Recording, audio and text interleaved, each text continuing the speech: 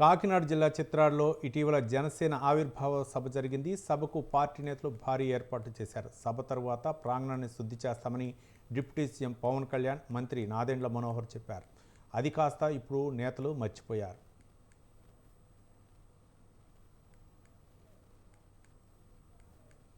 శుద్ధి చేసేందుకు కాకినాడ ఎంపీ ఉదయ్ శ్రీనివాస్ ఆధ్వర్యంలో కమిటీ ఏర్పాటు చేసింది పార్టీ. సభ మరుసటి రోజు ప్రాంగణాన్ని శుద్ధి చేస్తున్నట్లు ఆ నేతలు ఫోటోలకు ఫ్లోజులు ఇచ్చి వెళ్లిపోయారు. పవన్ సొంత శాఖలోని ఉపాధి హామీ కూలీలతో చెత్తను ఏరించారు. అనంతరం అక్కడే గుట్టలుగా పోసి దగ్ధం చేశారు. దాంతో విపరీతమైన కాలుష్యం వెలువడుతుంది. మరోవైపు అనేక చోట్ల ఏర్పాటు చేసిన ఫ్లెక్సీలను తొలగించలేదు. దీనిపై పలువురు ఆగ్రహం వ్యక్తం చేస్తున్నారు.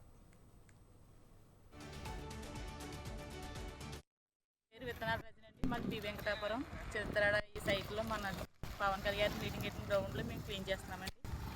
మేము 3 days నుంచి పనిచేస్తున్నామండి. ఇక్కడ మాకు ఏమీ ఇవ్వలేదండి. టిఫిన్ కూడా మేమే ఇంటి దగ్గర తీసుకొని తినేసామండి. 26 మంది వచ్చామండి ఈరోజు. మేట్లు 2 మంది, 28 మంది మొత్తం. మేము ఉపాధి హామీ గ్రూప్ నుంచి వచ్చామండి. ఉదయం 6:30కి వచ్చామండి. 10:30కి పని పూర్తి చేసుకున్నామండి.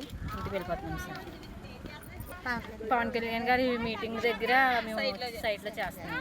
రోజుకి ఒక 60 మంది వరకు చేస్తున్నాం. 60 మంది 70 మంది చేస్తాం. చిత్రాడలో నిర్వహించిన జనసేన పార్టీ ఆవిర్భావ సభ జయకేతనం పేరుతో నిర్వహించిన సభ ఏర్పాట్లపై అయితే మాత్రం అక్కడ ఫ్లెక్సీలు కానీ తర్వాత అక్కడ ఉన్నటువంటి వ్యర్థాలు కానీ ఇంకా తొలగించలేదు. కొంతమంది కూలీలతో, ఉపాధి హామీ కూలీలతోటి అక్కడైతే మాత్రం వ్యర్థాలను తొలగిస్తున్నట్లు తెలిసింది.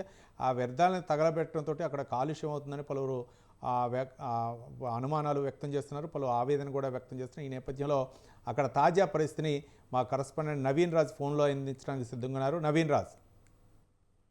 Thank you Vijay. ఏదైతే జనసేన ఆవిర్భావ సభలో అయితే కనుక చిత్రాల గ్రామం అయితే కాలుష్యాన్ని మిగిల్చిందనే చెప్పొచ్చు. ప్రధానంగా చూస్తే పిఠాపురం నియోజకవర్గానికి ప్రాతినిధ్యం వహిస్తున్న జనసేన అధినేత పవన్ కళ్యాణ్ అయితే కనుక ఆయన ఆ సభ ఆవిర్భావ సభకు అయితే కనుక లక్షలాది మంది జనం అయితే వచ్చారు.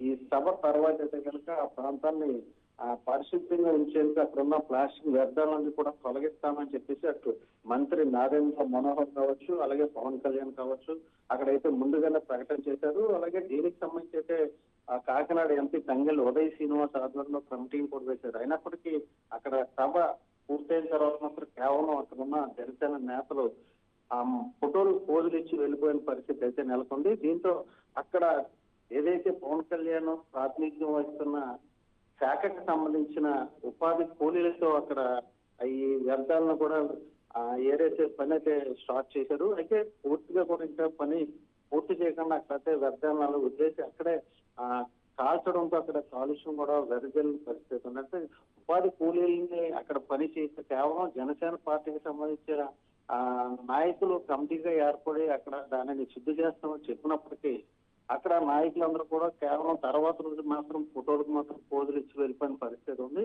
ఆ తర్వాత ఏదైతే పవన్ కళ్యాణ్ అయితే కనుక శాఖ నుంచి ప్రాతినిధ్యం వహిస్తున్నారో ఆ శాఖ నుంచి ఉపాధి కూలీల్ని ఈ పనిలో పెట్టి వారి ద్వారా ఎంపిక చేసిన పనులు ఉన్నాయి. అదేవిధంగా చూస్తే ఈ సభ ప్రాంగణంలో కూడా ఇప్పటికీ కూడా బ్యానర్లు కానీ ఇంకా ప్లాస్టిక్ వ్యర్థాలు కూడా ఉన్న పరిస్థితి. అయితే జనసేనకు సంబంధించిన నేతలు అయితే కనుక వస్తున్నారు, చూస్తూ వెళ్ళిపోతున్నారు తప్ప అక్కడైతే పూర్తి స్థాయిలో ఏదైతే ముందు ఇతర పార్టీలకు భిన్నంగా మేము ఇక్కడ అన్ని చర్యలు తీసుకుంటాం, అక్కడ క్లీన్ చేస్తాం, ఇతర పార్టీలు అయితే ఇవేవి పట్టించుకోవు, మేము పట్టించుకుంటాం అనే చెప్పే విధంగా అయితే కనుక జనసేన నాయకులు ఒక ఆదర్శమైన ప్రకటన అయితే చేశారు. కానీ ఆ స్థాయిలో అక్కడ పని చేయకుండా కేవలం వ్యర్థాలను వదిలేకపోవడంతో స్థానికులు అయితే కనుక ఆగ్రహం వ్యక్తం చేస్తున్న పరిస్థితి ఉంది.